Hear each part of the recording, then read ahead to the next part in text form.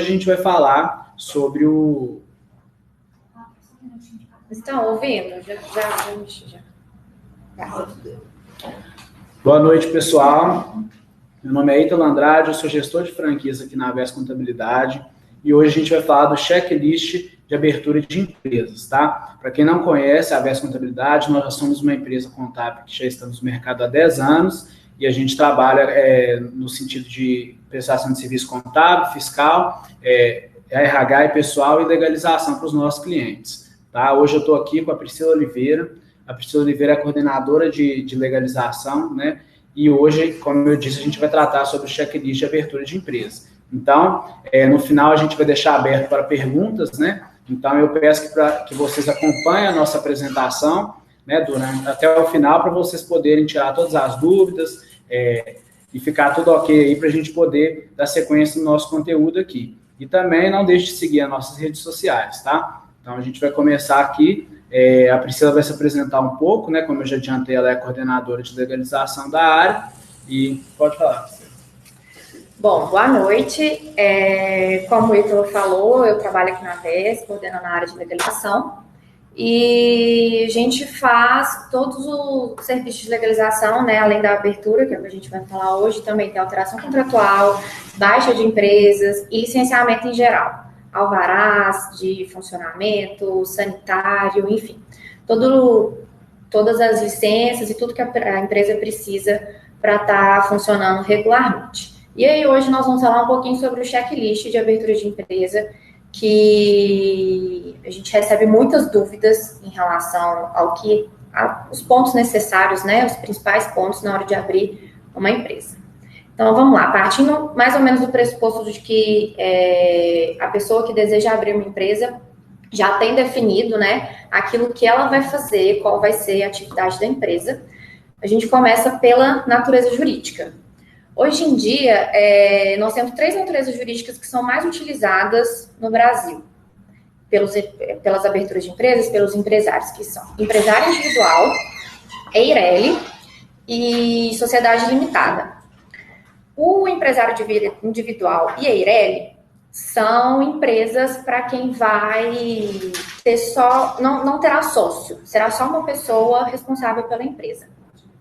Então, basicamente, a diferença entre eles é que o empresário individual, ele não tem um limite de capital social e responde ilimitadamente pelo capital da empresa, ou seja, ele responde pelo capital que foi colocado na abertura da empresa e também pode responder com seu patrimônio de pessoa física. A EIRELI também é composta por uma pessoa só no quadro, né, de titulares da empresa, mas ela possui um capital social definido, ou seja, tem que ser o capital social mínimo, ele tem que ser 100 vezes o valor do salário mínimo vigente no ano. Então, por exemplo, esse ano de 2019, que o salário mínimo é de R$ 998, um capital social mínimo para uma empresa EIRELI é de R$ 99.800. E, apesar de ter esse capital definido, o titular responde limitadamente ao capital da empresa, não envolvendo o seu patrimônio de pessoa física. A outra opção são as sociedades limitadas, que aí a gente tem a sociedade empresária limitada e a sociedade simples. Elas, quando houver 2 ou mais sócios, né, então é a opção pela sociedade. Então, a sociedade simples é quando os sócios estão envolvidos diretamente com a atividade fim da empresa e ela tem um registro feito em cartório, e a atividade empresária limitada são os demais. A atividade simples, por exemplo, só para exemplificar, uma contabilidade, por exemplo, uma empresa, uma sociedade de advogados, de dentistas, médicos e etc. Então, ele também tem um registro feito em cartório, e a sociedade empresária limitada são para as demais atividades, indústria, comércio e serviço também, mas que não envolva diretamente a atividade fim, e tem um registro feito na junta comercial. Claro que a gente possui vários outros tipos de natureza jurídica, e aí é específico de cada caso, né? A gente teria que avaliar e ver as particularidades, mas as mais utilizadas hoje em dia são essas três. Esses três tipos jurídicos, sendo uma pessoa só titular ou com 2 ou mais sócios. O segundo ponto que a gente colocou é o nome empresarial, que também gera muita confusão na hora de fazer a empresa, na hora de fazer a abertura da empresa, porque também tem algumas particularidades, assim, poucas pessoas sabem, mas o nome empresarial tem que estar muito relacionado, totalmente com o objeto social, que é a atividade da empresa. Então, se eu vou exercer uma atividade de contabilidade, eu tenho que ter isso escrito no meu nome social, no meu nome empresarial, né, na minha razão social. Então, eu tenho que ter alguma palavra no meu nome empresarial que esteja relacionado com a minha atividade. E também não pode ter um nome somente composto por palavras em inglês, por exemplo, que a junta comercial não aceita. E também, depois de escolhido o tipo jurídico, a gente acrescenta no final do nome empresarial a sigla referente ao tipo jurídico. Então, por exemplo, se for uma sociedade limitada, a gente sempre coloca aquele LTDA no final, ou uma EIRELI tem a palavra EIRELI no final. Uma particularidade é para o empresário individual, que ele não tem como escolher uma razão social. No caso de empresário individual, é utilizado o nome da pessoa física mesmo. Pode ter algumas abreviações, mas é necessário que seja o nome da pessoa física, não tem como escolher uma razão social. Um outro ponto é o nome fantasia. O nome fantasia é opcional, ele não é obrigatório e você pode utilizar muito assim para colocar a sua marca diferente. Ele não precisa ser igual à razão social da empresa.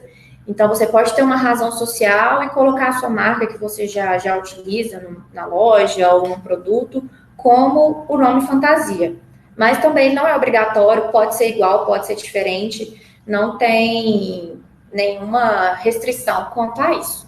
Então, por exemplo, a gente pode, a razão social, como exemplo, pode ser Golden Locação de Veículos, e aí no nome fantasia pode colocar só Golden Locadora, né? Que pode ser pode. Um termo que representa, né, a marca da empresa e não necessariamente precisa ser o nome. Sim, o nome fantasia normalmente é o que é divulgado, vamos dizer. Por exemplo, seria Vers Contabilidade, seria o nome fantasia, mas a razão social pode ser qualquer outra coisa que não tenha relação com o nome fantasia. Entendi.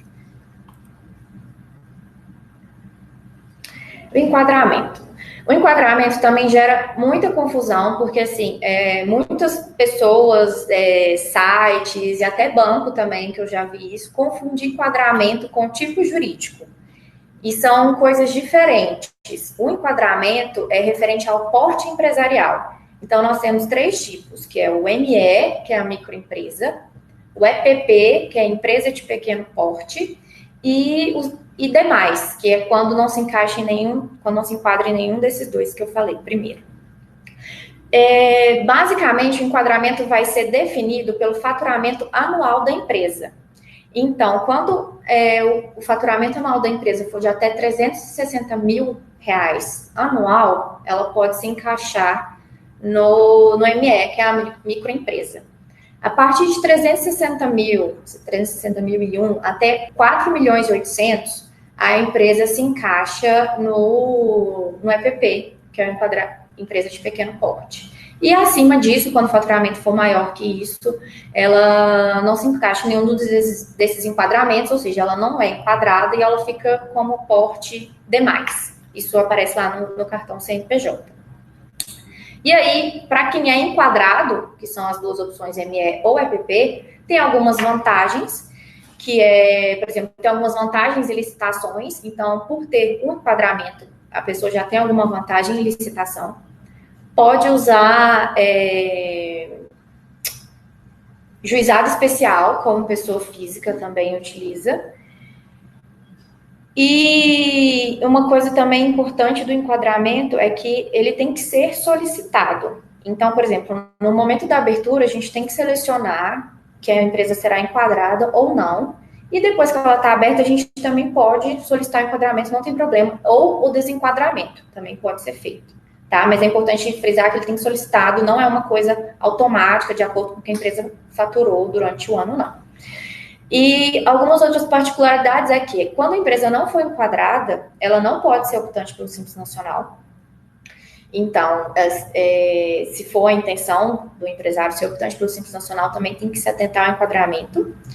E quando tiver algum sócio, pessoa jurídica na empresa, também não é permitido ser enquadrado. Então, a partir do momento que você tem um sócio, pessoa jurídica, você não pode ser enquadrado como ME ou EPP. E também, assim, quando a empresa não é enquadrada, para fazer abertura ou alteração contratual, a gente precisa da assinatura de um advogado, então fica também um pouco mais burocrático. E uma outra vantagem que tem para as empresas enquadradas é a redução em algumas taxas. Então, a própria junta comercial, quando a gente seleciona o enquadramento, ela já tem uma taxa de registro um pouco reduzida para a empresa que não é... um pouco mais reduzida da empresa que não é enquadrada, por exemplo, e diversos outros órgãos públicos também têm essa vantagem para quem é enquadrado. E também, né, Priscila, quando a gente recebe um tipo de solicitação de abertura de empresa, né, a gente sempre frisa com o empresário sobre a projeção do faturamento dele, né? Sim. A gente sempre bate nessa tecla sobre a projeção, porque é uma coisa muito importante. A partir do momento que a gente trata da abertura da empresa, o empresário que ele tem a projeção de crescimento e a projeção de faturamento, seja mensal ou anual, isso ajuda até para a gente poder mensurar em qual enquadramento a gente vai encaixar a empresa dele, né? Então, por exemplo, um empresário que às vezes ele está começando, né, como a Priscila disse, a ME ela pode faturar 360 mil anual e 30 mil mensal. Então, vamos supor que o cliente supera a expectativa de faturamento dele, a gente consegue fazer a mudança do enquadramento também, né? Sim, a gente faz a solicitação quando vê que o cliente já passou o faturamento, a gente muda de enquadramento ou até desenquadra também, dependendo da situação da empresa. Vamos para o próximo ponto, que é o CNAE, Classificação Nacional de Atividades Econômicas.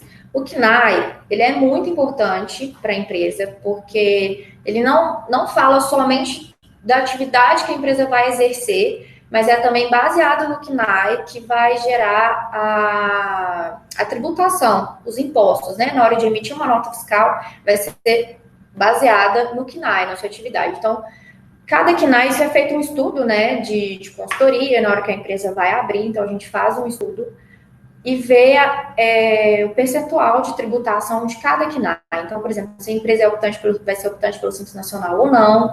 Então, tem as faixas, né, de impostos, de tributação sobre cada CNAE. Então, se a empresa tem várias atividades, a gente vai colocando os CNAEs que mais se encaixam, claro, tentando colocar a menor tributação possível, né, para a empresa, mas não deixando de colocar nada do que vai ser exercido ali, porque isso também pode ser passivo de multa para a empresa, fiscalização, enfim.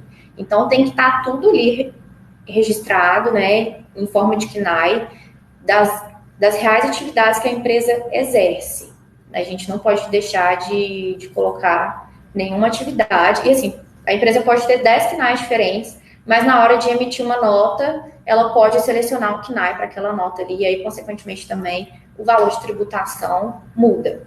Mas é uma coisa, é um ponto muito importante na hora de abertura de empresa, que não pode deixar de ser, que não pode ser deixado de lado, tem que ser analisado com muito cuidado mesmo, para justamente não ter essa questão de fiscalização, né, estar com uma atividade errada e estar com uma tributação alta, desnecessária, de acordo com a atividade. Então, a gente entende que é muito importante, né, a gente classificar o CNAE da empresa de forma correta, né, com o intuito até mesmo da gente, do cliente não escolher o tipo de CNAE errado e também não prejudicar na operação dele do dia a dia, para atender cliente, né, fornecedor. Então, tipo assim, porque quando, né, a gente que tem vivência na área de legalização, quando o cliente ele tem um CNAE errado, né, ele emite nota no que é errado, pode implicar em pagar mais imposto. Sim, uma tributação mais alta. Uma tributação mais alta, então é isso que a Priscila falou, é de extrema importância mesmo, né, para que o KNAI ele seja feito definido, né, de forma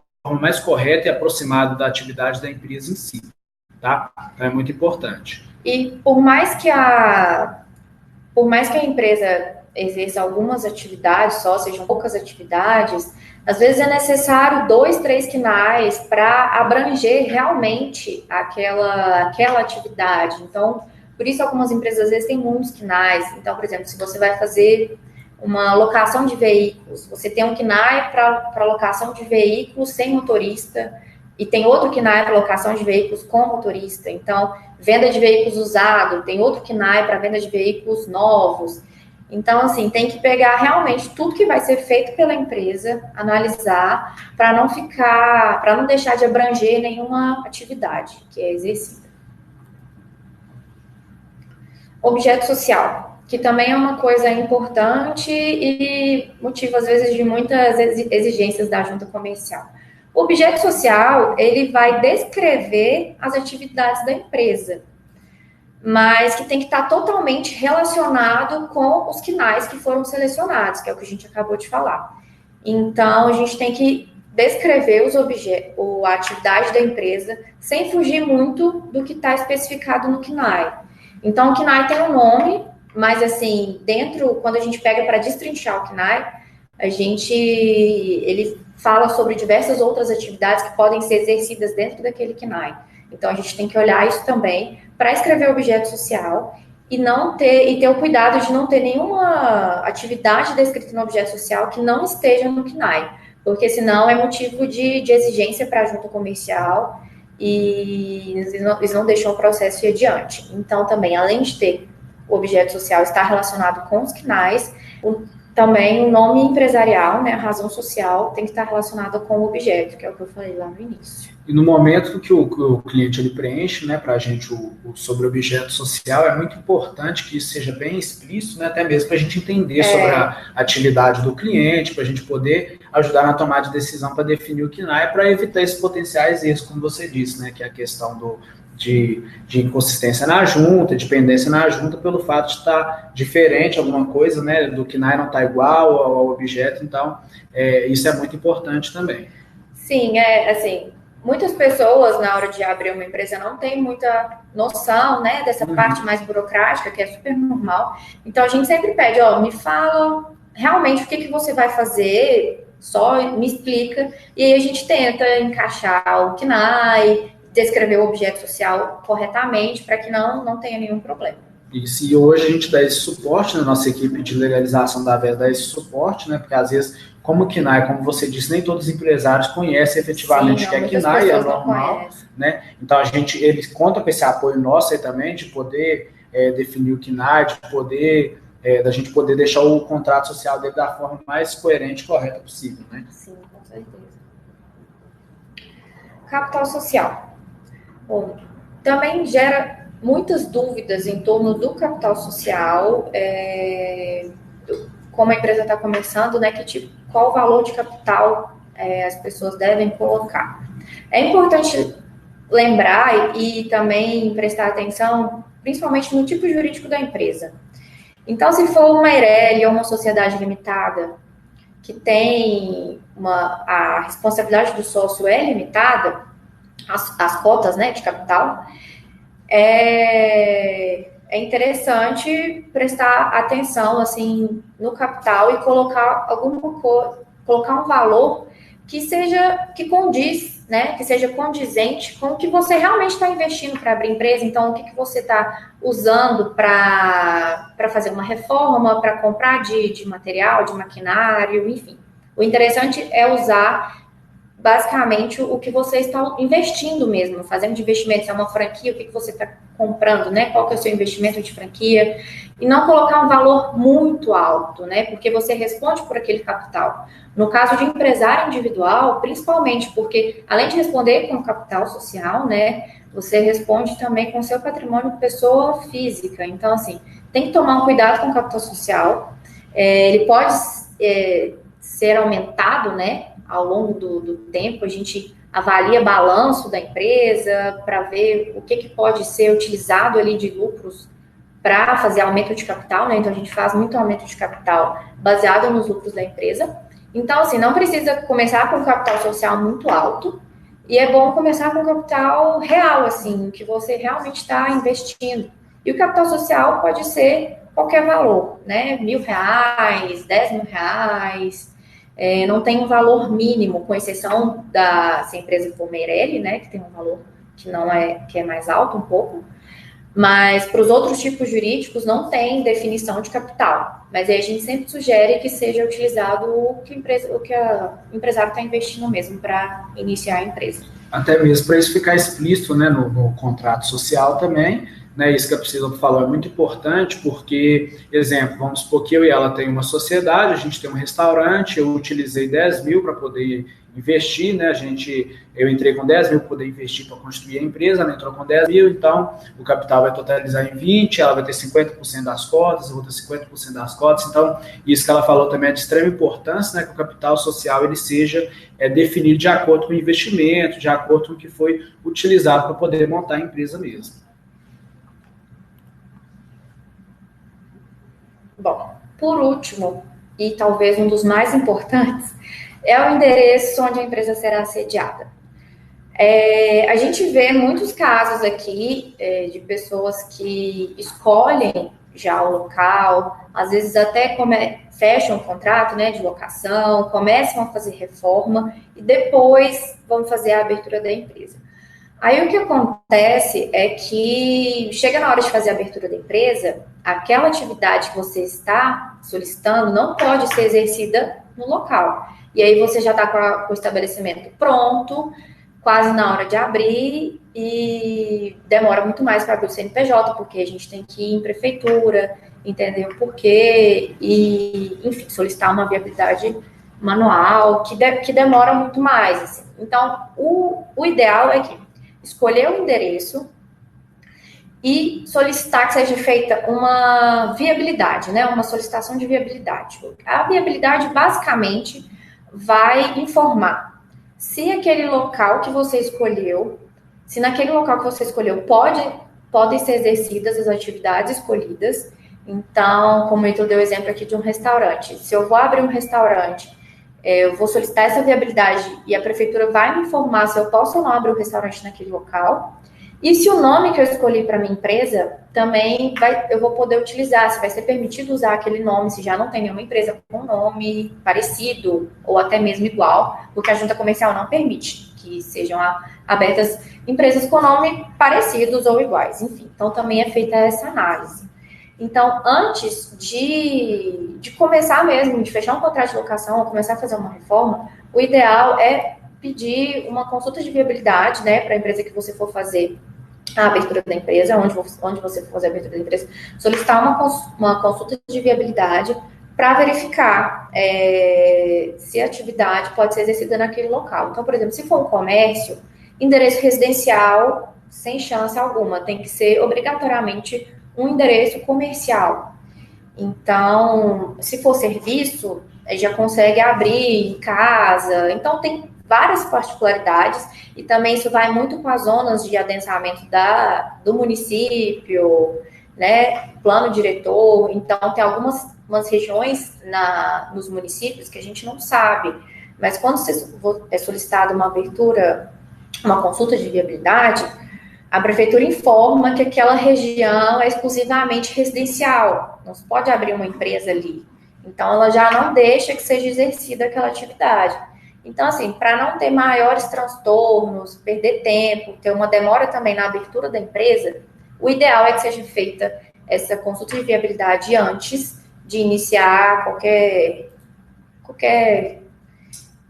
coisa com o espaço físico mesmo, para não ter dor de cabeça lá na frente, né? Já começar a empresa mesmo sabendo que você vai poder exercer atividade ali naquele local. Exatamente, isso que a Priscila falou é muito importante, porque o endereço ele é um dos pré-requisitos para poder iniciar o processo de abertura, né? Quando a gente entra dentro do ambiente da junta comercial, né, Priscila, uma das primeiras coisas que eles pedem para a gente é o índice cadastral do imóvel, né, que é onde vai puxar as informações do endereço, aí vem a área utilizada, o tipo do KNAI. Então, tudo isso que a gente fala no checklist aqui engloba cada ponto, inclusive, como ela disse, o endereço é um dos mais importantes também, para ver se a prefeitura, né, vai permitir que aquela atividade seja exercida no local de preferência do cliente, né? Como a Priscila deu o exemplo de comércio, tem alguns municípios que não aceitam, né? Comércio, a gente tem, assim, a maioria dos casos em residência não dá certo, então a gente dá esse suporte para o cliente, fala com ele que isso tem que ser feito no endereço comercial, né? Por ser uma atividade de comércio, então geralmente se residência também não dá certo. Então, pessoal, esse foi o nosso webinar. A gente vai abrir agora para perguntas, tá? Vocês podem mandar as perguntas aqui que a gente vai respondendo.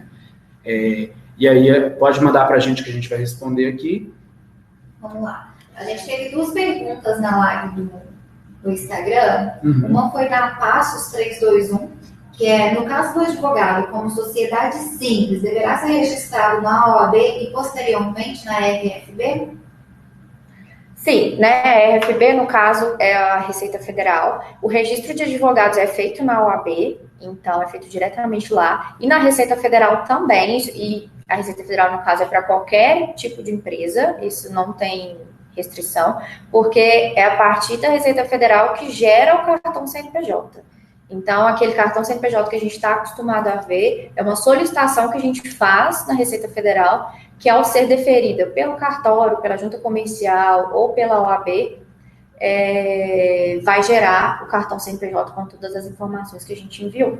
Ok. Uma outra pergunta do Antônio foi: pode incluir posteriormente a abertura de outro KNAI? Sim, no caso, depois que a empresa está aberta, podem ser feitas alterações contratuais. E aí, nessas alterações contratuais, podem ser alterados os sócios, pode entrar ou sair sócios, pode alterar o tipo jurídico da empresa, pode alterar a razão social, o nome fantasia, o endereço, a atividade, pode ser alterado tudo que tiver no contrato social. Mas isso é feito mediante alterações contratuais. Então, por exemplo, se a empresa for alterar o endereço e a atividade, a gente tem que fazer uma nova consulta de viabilidade para ver se aquela nova atividade pode ser exercida naquele endereço. Então, é todo um processo que começa do zero, vamos dizer, como se fosse uma abertura, só que com o CNPJ que já existe. Então, pode ser alterado tudo que tiver no contrato social sem problemas. A gente recebeu uma pergunta aqui também, que foi do Wilson, né? Quanto à empresa limitada unipessoal. Esse tipo de natureza jurídica tem pouco tempo, né, que isso foi lançado, né, a empresa limitada como só um sócio, né, então isso está em processo de implantação ainda, né, pelo que eu até vi na pergunta do Márcio ali também, não vai ser obrigatório os 100 salários mínimos, né, então isso é um processo que ele está em vigor ainda, né, e a gente ainda não teve...